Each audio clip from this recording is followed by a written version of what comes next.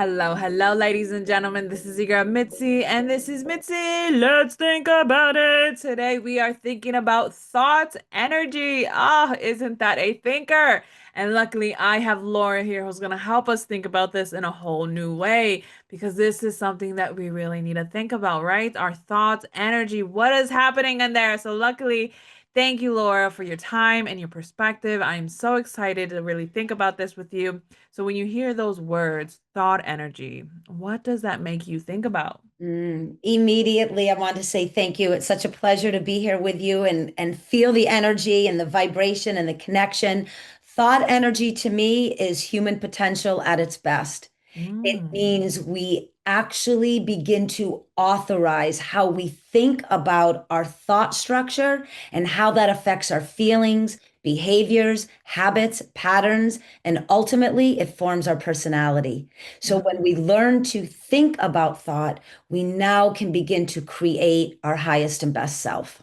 I love that because people don't really realize like what we think about develops our personality. You know what I mean? And I'm so glad you brought this up because I have yet to have an individual really say that. You know what I mean? So this really ties in the whole points of everything, because what you are really makes up of what goes on in your head and what goes on in your heart. So it's like, how do people start really thinking consciously about what's going on in their mind? Yeah, I love this question because for me, it positions us into the power seat of choice. How am I feeling? We are so accustomed to moving on feeling, which is a beautiful part of the human condition, but it's also automatic. When Mm-hmm. we begin to ask ourselves, how am I thinking about the way I'm feeling? How am I thinking about the way I'm acting or interacting out in the world? This changes everything. It Mm-hmm. really does begin to develop a very unique set of skills and principles and a way of being in the world. We show up as this personality without really being accountable to the person we continue to become.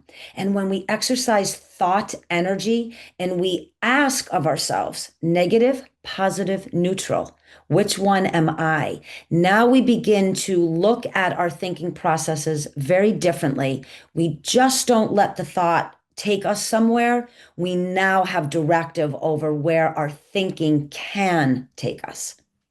Yes, yes, I love that because it goes back to what you're saying. It gives us that power back to ourselves. You know what I mean? And when we are consciously aware of what powers that we have within us, then we realize that we can really do so much more than what we actually could even think about. You know what I mean? So it really does changes the momentum of our lives every day as we're moving, grooving, and getting into things because it's about where am I? And then asking yourself, like, am I neutral? Am I negative? Am I positive? I mean, these are real things that people don't even consider because they're just naturally reacting. And like you said, like being part of our emotions, it can feel so natural. We just do whatever our feelings are, but we kind of have to also have that discipline that despite how we feel, we're still gonna do whatever that it is and have that accountability and have that honorability and really own up to whatever we promise that we will be or go for, despite how it may feel.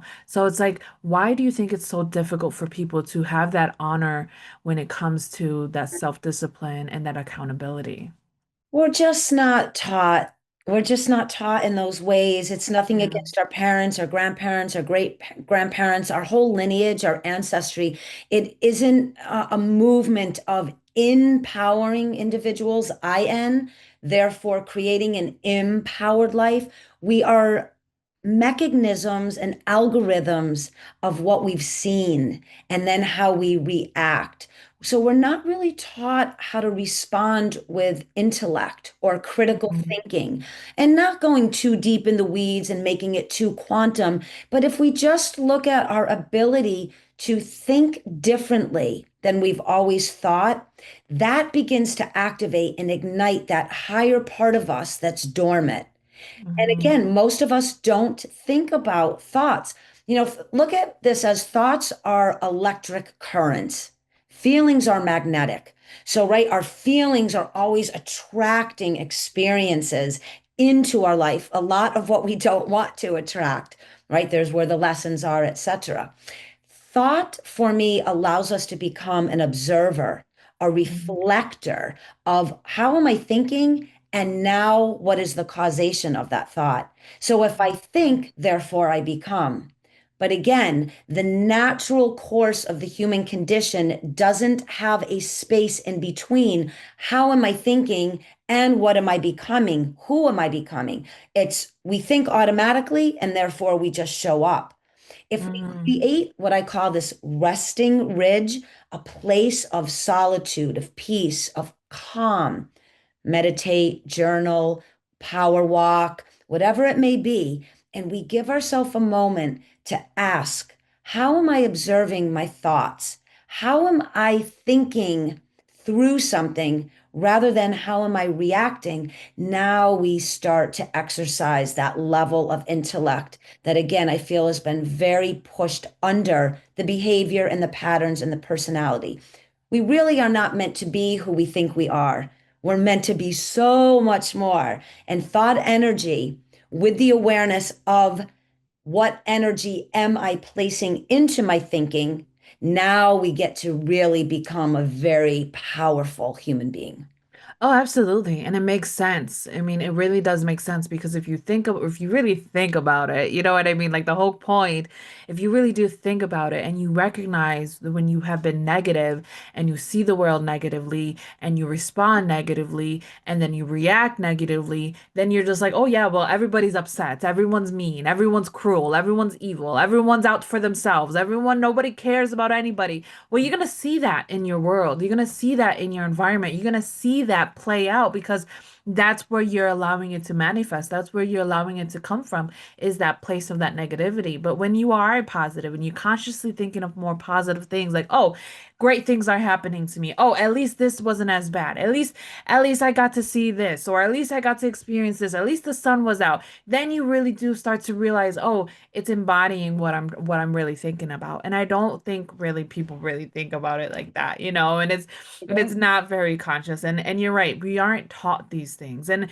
there's really no one to really blame. It's just now that we have the opportunity to learn, now we have the opportunity to grow.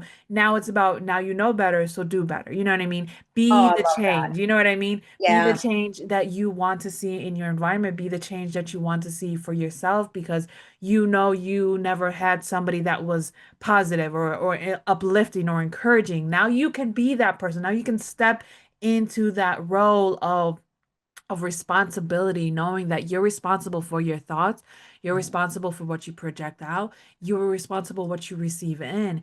And it's like this quote I seen. It's like it's not about being selective of your reality, but it's also about just that, about being selective. You know what I mean? We really do have to choose what we want to intake because it's like food. You know what I mean? That's how I see it. Like we choose what type of foods we want to eat and what foods we consume, and then we know certain bodies can't tolerate certain things. They can't tolerate spice, they can't tolerate dairy, they can't tolerate breads and glutens, you know what I mean? Or meats, you know what I mean? So it's like we really have to be conscientious. So if we know how to interpret our body, then why can't we interpret our mind in that same aspect? And I feel like there's some type of delay. So it's like what blocks thought energy? Mm. The patterns, the Mm. false beliefs, the unworthiness, the hidden ability that is craving you to explore and discover that part of yourself. Thought energy is how we manifest the human experience. And when you look at it that way, you can start to ask yourself, what is in my way of becoming that intellectual person? What is in my way of healing trauma? What is in my way of showing up at my highest and best self? Let me take a moment and reflect and observe. What are the blocks? What are the said challenges? And then this is where a lot of excuses come in. Yes. Some are very validated, right? Mhm. Some of us have been through a lot. This is not to sideswipe that by any means. This is to say, yes, I see you Yes. and I honor what has happened. Now I want you to authorize something in its opposition. Now I want you to really show up and take the time to look for what is it that's blocking your greatness, your brilliance, your very best. I write about this in The Science of Empowerment. This book doesn't even talk not one thing about myself. It is so when you are reading it, the neuronal pathways are being activated so you remember you, not the Mm, part of you that you've become because my father abandoned me, my mother was an alcoholic, and all of what we've gone through. Again, we validate with great honor those experiences. But why spend another moment in that thought process that is keeping you blocked from a life of greatness and a life of beauty and a life of empowerment, whatever that may look like for you? It doesn't mean yeah. how I look at empowerment is your empowerment, but I guarantee you, if you begin to remove what's blocking a higher thought process, your life will absolutely advance on every level. Oh, absolutely. Because then you realize the opportunities that were there. Then you realize, oh, now all I really have to do is just switch my thinking, just shift it, shift it, shift it.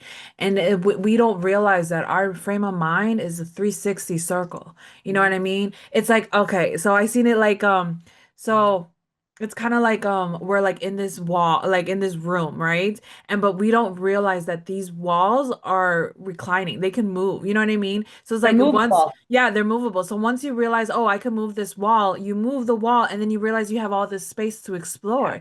And then you once you move the wall, and then you're like, okay, now I'm in this area, and you're just walking back and forth, really grasping the new concept that you made. Great. Now you're like, ah, now I want more. So now you move that other wall, and then you realize, okay, great. Now I'm in this new concept, and then I'm ready. But then they're like, you know what? I don't want to think that old way anymore. So they close the door on the old way of thinking, but then they open another door. You know what I mean? And they keep going, going, and not realizing, huh, now they're in like this circle, but then they find another door and they realize it goes back to where they originally decide to close off.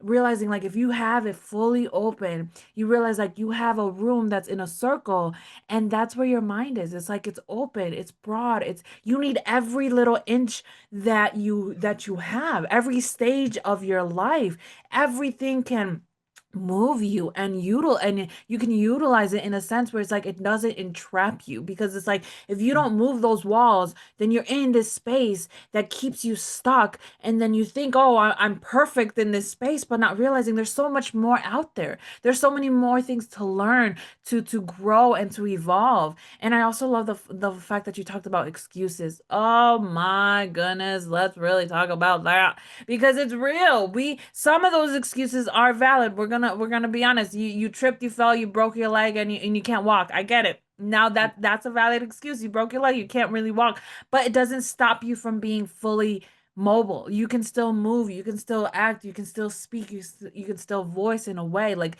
if somebody does not have arms and does somebody does not have legs, they still have a heart that still makes them real. They still have a mind that still makes them functional. You know what I mean? Like I met somebody who their wife lost full like disability from her neck down, but she still had the sensations. She still had the right frame of mind, and he still valued her as a real woman. You know what I mean? So it just like shows that we can still have value despite any limitations that we may feel or see or hear. But it's like we have to really also surround ourselves by people that are also in that same momentum of trying to think better, do better, be better, because we can get stuck. You know what I mean? We can get pulled back by other people's lack of trying to evolve because of whatever pain that they're still holding on to. So I love the fact that you talked about, you know what I mean, those blocks that truly hinder you. Oh, we have to let go of those limiting beliefs. And oh, I love also how you talked about we learn from things. It's an algorithm on mind how they work. You know what I mean? We take certain scenarios and then we're like, okay, well, this means this if this happens. Okay, we get it. We get the math. So then we automatically presume that this is gonna happen if this happens again. So we I get that. You know what I mean? So when you said that, I was Yes. like, oh, it makes sense. This is the reason why somebody has a discrimination against somebody or some place or some a whole region or some religion or some race, because they had a bad experience with that one individual individual, and now everything else that even reminds them of that individual is now tainted. And that's the reason why people can't even give anybody the benefit of the doubt, because now they're Right. tainted by that one person that ruined the whole entire pot for everybody else. So how do we really move forward in a way that truly gives us this empowerment? Yeah, God, I have so much like I want to say and in because and just to remind everyone, think I have a quote in the Science of Empowerment and it's in a little bubble. We call them champagne bubbles, and it says, excuses are unnecessary. They Hmm. really are. They do nothing to move us forward, to advance us forward. So it's just really important to understand that when something happens to us, it is in place to activate a higher level of our existence. We are here to evolve. So we're in physicality in order for consciousness, spirit to evolve. However, you look at the world, God connection, universal connection, it really is up to you to not stay stagnant in any position. We Hmm. are energy beings. We are here to thrive and to move always, always. So if you could ask me the question again, because I wanted to get that out. So anyone listening, when they understand, I have this is the reason why. No, the reason why is in place for you to activate the next level of understanding that why, not to keep you locked into the why. Two different things, Yes. two different thought processes. One keeps you stuck, one acts absolutely expands you away from the stuckness into the next level of your greatness. So I just wanted to put that out there. So thank you. No problem. I love it. It really does hold much power. So the question was, how do we really step into this empowerment when it comes Yes. to our thoughts? Yes. But So I think you kind of already touched into that already, but go yeah. ahead. Yeah, and something that's very unique within the science of empowerment is the J3 equals E formula. And this is what I speak all over the world on. I teach my clients and all of that. It is 5 words that I'm going to give the listeners: awareness, willingness, accountability, critical thinking, energy. When you apply those 5 words to any any challenge, what am I aware of in the moment? What am I willing to do? What is my accountability? This takes that blame out. Critical thinking, I am no longer a reactor, I am a responder. We think with Hmm. critical thought, clear, rational thought. We suspend the emotionality for a moment. Now this puts us into the fifth principle, energy, negative, positive, neutral. Which one am I? I just began to neutralize that stagnation. I'm now moving away from negativity into the power seat of neutrality. Now we use thought energy to go into a positive state of being. This is how we create an empowered life. I love it. I love it because I feel like people forget about critical thinking. You know what I Mhm. mean? They forget about just taking that moment and not responding and just soak whatever that's what's happening in front of you and soak it in to really take that moment of reflecting. That power of pause. People Yeah. do not realize there is true power in just pausing. The world expects you to react. The world expects impulsiveness. The world expects you to be jumpy and living on the surface of life of just reaction. You know what I mean? And just acting on it now, but not realizing the true peace that you have is with pausing, contemplating, critically thinking, critically really analyzing in your mind what is really happening and what is going on. Yeah, there's going to be certain moments that you're going to have to impulsively react like, okay, someone's choking. Okay, you don't have to think about it, just act on it and save the person's life. But you have Right. to have that conscious of understanding of what you will not and will what you will and will not tolerate. And I think that's that energy and responding and knowing not to have that blame game, because man, it's so easy to step in that blame game, but it's that accountability that makes you a leader, that accountability that makes you seen and heard and valued in a way that nobody likes to step into, because they think, oh, well, that makes me vulnerable. And nobody likes vulnerability. You know what I mean? They have vulnerability, unfortunately, has a bad rep, but it's not bad. It's empowering, true empowering. Like to be vulnerable with somebody, that's empowering. that really shows who you are because that means now nobody can take whatever that you say in a way to really manipulate it to turn it back to you in a negative way because you already empowered it. You already owned up to it. You already acknowledged it.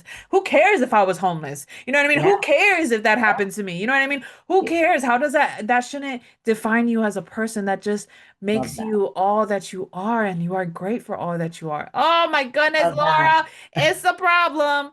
We are getting deep, but time is catching up to us. I So, know. what can be some lasting words that you can leave us off with to keep on thinking? Yeah, I'm going to leave you with the most powerful quote from the science of empowerment. Fear has no place within a civilized mind. And I want you to remember that. Fear, it's an energy. It has no place within a civilized mind. That means the mind that's accountable, the mind that authorizes its own empowerment, the mind that connects to its greatness while you are here in physical form. We don't mean actual real fear. We use that word fear as a block, as a point of stagnation. It has no place in your evolution. You are a gift to this world. You are brilliant. You are amazing. You are a superstar. Whatever that may be for you, own it, authorize it, and empower the world with your presence. Ooh, I am loving this, Laura. Yes. Fear really has no place in our world, in our mind, in our concept, because it hinders you. Because you know what I mean? It really does hinder you if you see it in that way, because it can paralyze you. Absolutely. Oh my goodness, it can paralyze you if you allow yourself to live in that space of fear. So it's just like taking that ownership, reminding yourself of the amazing human being that you are is so empowering because we are amazing and we barely touch the surface of understanding all that we can do. You know what I mean? And I think that's one thing that we have to remember is just that we're great. Don't allow comparison to allow you to step into fear. Don't allow the unknown of what could you be to step into fear and to not allow you to even discover all that you can be. You know what I mean? Because just that alone can really hinder you. So, oh my goodness, there's a list and it's a scroll and it can go on for days on end. Let's be honest, you know. So, Yeah. And if I may just also add, and this is one of the favorites of my readership around the world, do not glance at the power, become the power. And that's what yeah. you just said, and I think really sums up this beautiful show in that way. Do not glance at it, become it. It's yours. Oh, I love it. I just have to write that down because that's so empowering. It is because we really do have to not even glance at it, just step it into it, own it, acknowledge it. It's like if you see someone choking, you're not gonna just walk on by. You're gonna step into that authority position. You're gonna save that person's life. You're gonna help them in any way that you can. You know what I mean? I know I've been in that situation and I didn't see anybody there, so I was just like, okay, let me just do what I know. And I saved that old lady's life. And who knows what would have happened to her if I would have just never stepped into that courage of just, okay, I can do this, you know? And we have to really realize that we can do anything, but we can also stop ourselves from doing everything as well. Oh, You I know what love I it. mean? Like we don't realize like we can be our best friend and our worst enemy all in one. And it's like we have to really have that moment of clarity, reflection, and understanding to really step into the good side of what we can be. So thank Absolutely. you so much, Laura, for this opportunity, for this time to share your perspective and your just the whole entire everything that you're embodying and sharing with the world. And you're not even keeping it to yourself. You wrote a book, you have your website, you have so much great content trying to share with the world. And this is the reason why, ladies and gentlemen, you need to go check her out. I have access to her website, access to all the great content that she has to offer the world, just so that you can continue on thinking. Laura is not selfish. No, no, no. She's helping you embody all that you are and all that you can be. So, great way for you to reach out to her if you really want that extra oomph so that you can continue on thinking. So, with that being said, always, always keep thinking, y'all. Bye.